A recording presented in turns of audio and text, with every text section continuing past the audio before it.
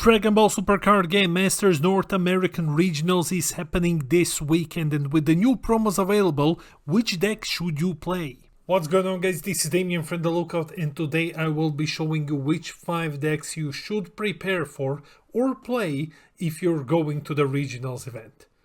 Roll the video.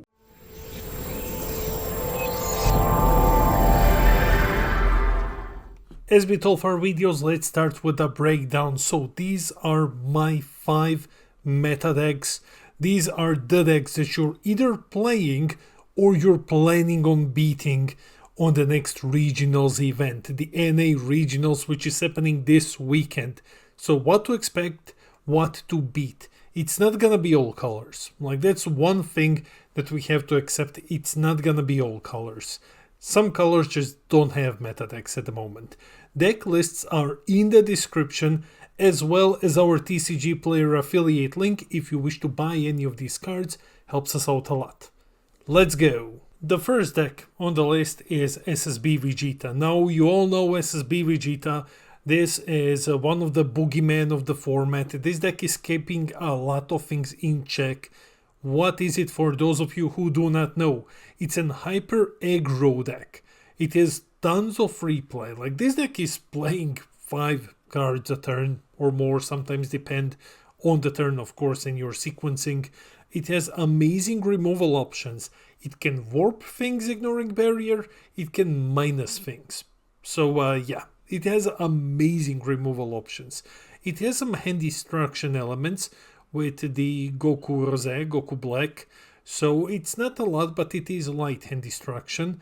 It swarms the field non-stop. Non-stop. You are just throwing bodies out there.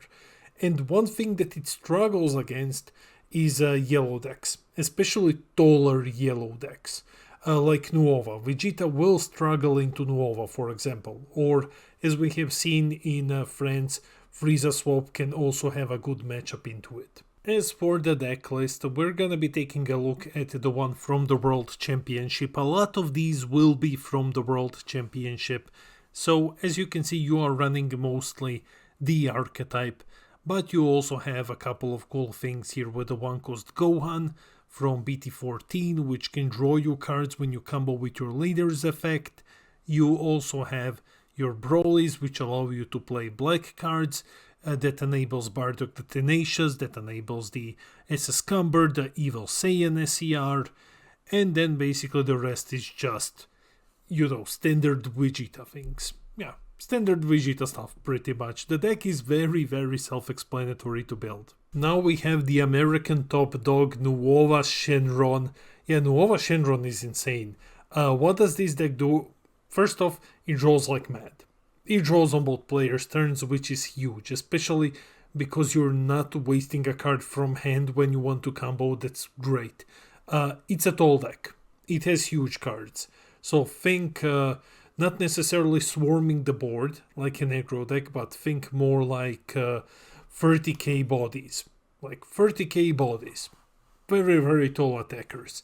It has access to Haze Shenron, which is one of the cards that I'm suspecting will get banned at some point. That's amazing removal. That's really insane removal. It has tons of combo power, because you can combo from hand, you can combo from under the Z extra, you're always drawing cards the first time you combo. So yeah, your attacks will be big. It has all the removal ever. Almost everything here kills something. It's either your Haze or your big Nova or your Gogeta Sin.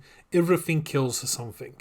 The problem is cards have no protection. Like, this is... Even with that issue, this is still one of the hardest decks in the game to beat. But at least cards have no protection. So if you're playing a deck which can just KO or warp cards, you can deal with this. Vegeta has a bit of an issue with this one because the cards are just so big. So sometimes it's very difficult to minus them completely. But anything else that has like KO or just warp has ways of dealing with them. For the Nova, we have Brian Samuel's first place World Championship list. So guys, you're basically just running the Nova engine. This is the Nova SR engine. you're not running the rest. This is a standard blueprint. So you run your 4 cost SRs, 8 cost SRs, you're running a single Gogeta card, and then the rest of the bodies, at least the Shadow Dragons, are Sins. And of course you have 4 copies of Haze Shenron. Now you can use this deck list as it is and it will work, or you can just use it as a blueprint. The one thing that you might change, and that depends on the SCR which is available to you, you can go with SS4 Gogeta instead of Picklehan. Some lists run Porunga, but it's usually SS4 Gogeta or Picklehan. We have a new contender, Garlic Jr., the Immortal Demon. So yeah, we did not see this one in France, but getting tournament promos has been very difficult in Europe. So in America it's not like that. Americans have been talking quite a lot about this deck, Garlic Jr. So I am not an expert with this deck. My friends Alexander and Cody are. So I can tell you what they told me and what I got from Alexander's video and just from discourse online. The deck has big indestructible bodies. Like, it has very, very big chunkers. It rests energy. With the new promo, you can rest energy. That's always insane. I think you can do this on both turns. So yeah, just resting opponent's energy. Energy denial is insane in this game. Draws like mad. It really, really draws like mad, because you can do the Chi-Chi to draw. You can do the Mr. Roshi. There is a loop to get more of them out, to just keep drawing. So yeah, this deck does a lot. Too fat for red to kill. That's a big one. There are some cards, which can kill you, but most of the time it will require like 2 minusing effects. Usually he's too fat. So garlics are big. They're like 30k. So Vegeta can get rid of them, but it's usually not with the SR. It's usually with the dual attacker Goku, because that one swings twice and then negs twice and then gets rid of a single body. So yeah, red is still your biggest weakness, but you have a very, very fat garlics in play. So yeah, keep that in mind. Tons of defense. It has a lot of defense. It has all of Yellow's tools. It has its own dormant potential. Well, at least a version of it. And it has big chunky attackers. Like big chunkers. So yeah, that's basically garlic. When it comes to garlic, well, we still need to see a winning list. We still need to see what that looks like. But here is what I have compiled based on the lists that I have seen going around and some ideas. So you're basically running your garlic engine. The big cards are the Z Unison. The Z Unison you absolutely need to have out. And 3 copies of the newest promo. It's the card next to the secret ID. So yeah, the newest promo switches energies to rest mode. The Z Unison helps you play cards for free, gives you a buff and stuff like that. It's a very, very strong card. Other than that, you have to run 4 copies of Roshi, 4 copies of Chi-Chi. This is how you draw cards. This is your tutor draw effect. And also keep in mind, when you play one of these on your opponent's turn, then your newest promo will activate, switch a card, any card including energy, to rest mode. And you know, to close the game, I'm picking SS4 Gogeta SCR. Might not be the best pick, but this is what I'm thinking. Like, okay, I can see this. Could be Porunga instead or something else. And I'm also looking at 2 copies of Broly Vigor, just because you will have cards on the field so that you can just switch them to rest mode. You always have your field card which you can switch. You have the Z Extra which you can switch, the Unison, so you will always have something to use with the Broly Vigor. Then we have the man with the Big Iron Broly. This deck is insane. If you are coming in from Fusion World and you're wondering, hey, what should I play at the event, this is the deck that you should play. because it plays the most like Fusion World. So what does he do? You tap all of your energy whenever you play something. The first thing, you always tap out. That's why I'm calling it more a Fusion World deck, because that is not natural for us Masters players. We need our energy to defend ourselves. This deck just goes now. You spend all of your energy instantly, your leader becomes 25k until the start of your next turn. You draw a card, you play a body for free. So yeah, whenever you tap out, you play 2 cards. He has insane control options because some of these cards are more expensive, but now you're profiting from them, right? Normally you would not spend 4 energy to play something. In Broly you can absolutely do that. He's flat out too big to die. There are some decks which just can't do much against this. We were watching this on French regionals. Bo, for example, Blue Bo, which is an amazing aggro deck, was playing into Broly, just cannot touch the leader. The leader becomes 25k, way too big for the deck's attackers. Garlic Blocker is insane. Garlic Blocker can flat out win you games in some matchups. Against Blue, they need to spend their Pill of Shoe Mice to remove Garlic's Indestructible, or just like remove something from it so that you can use the other thing to get rid of it, right? But it's usual 99% of the time that's indestructible, right? Unless they have Trunks, but then they're using something else, and not Pill of Shumai, but the Trunks, of course.